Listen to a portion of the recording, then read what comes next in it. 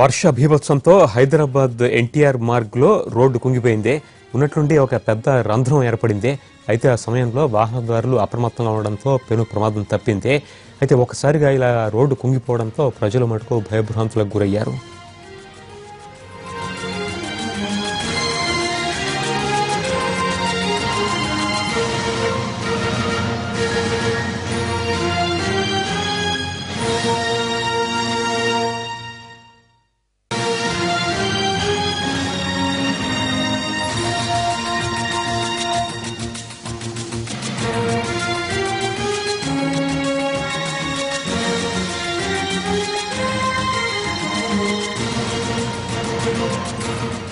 ఈ ఘటనకు సంబంధించి మరింత సమాచారం మా ప్రతినిధి దినకర్ అందిస్తారు. దినకర్, నగర వ్యాప్తంగా ప్రతి రోడ్డు మీద గుంట ఉన్న పరిస్థితి, ఇప్పుడు ఏర్పడ్డ ఈ గుంట భారీగా ఇది ఒక విచిత్రమైన పరిస్థితిగా కనిపిస్తోంది. ఇది ఏ కారణాలతో జరిగిందని చెప్తున్నారు? నా ప్రమాదం జరిగిందా ఏంటి అప్డేట్?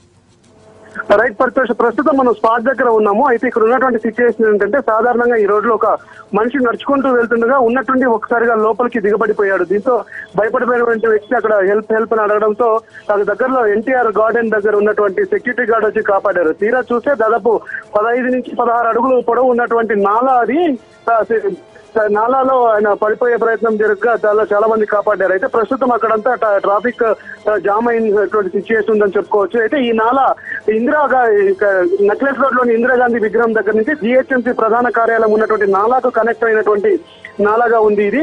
సో ప్రస్తుతం ఈ మార్గంలో అధికంగా వాటర్ రావడంతో అక్కడ ఉన్నటువంటి పైన మార్గం అంతా మెత్తగా తయారైపోయింది.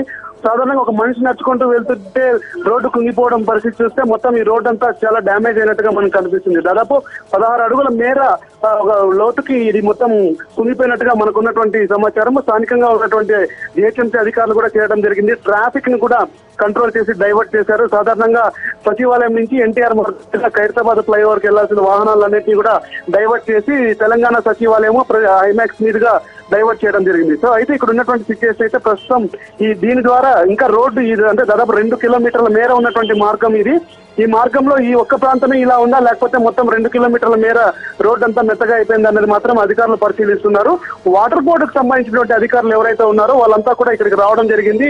పరిస్థితిని అంచనా వేస్తున్నారు ఎలా జరిగిందన్న దానికి సంబంధించి. అయితే ఒక ఘోర ప్రమాదం తప్పిపోయిందని చెప్పుకోవచ్చు. ఎందుకంటే ప్రధానంగా ఈ మార్గంలో దాదాపు ప్రతిరోజు ప్రతి గంటకు వేలాది వాహనాలు ప్రయాణం చేస్తున్నటువంటి సందర్భం.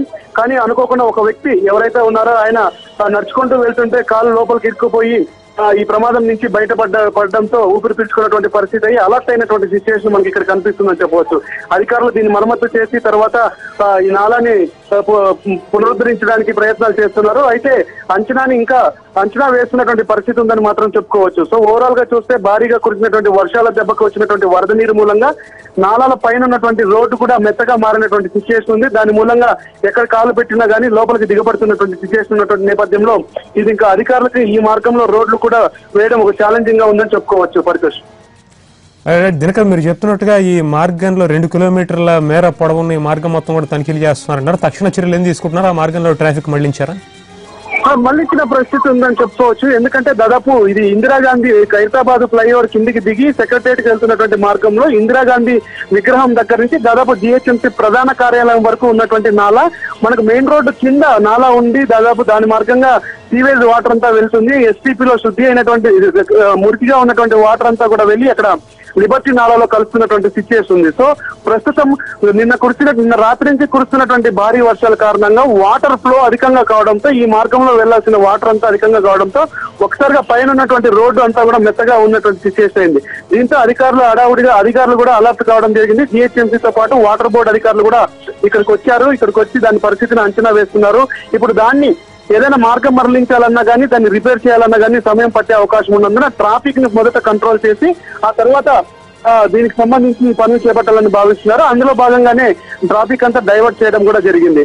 ప్రస్తుతం అయితే ఇది వాటర్ బోర్డు అధికారులతో పాటు జిహెచ్ఎంసీ అధికారులు కూడా ఇక్కడ రావడం జరిగింది. అయితే నాలా మరింత కుంగే అవకాశం కూడా లోపలికి ఉంది అని చెప్పుకోవచ్చు. Right, thank you Dinakar.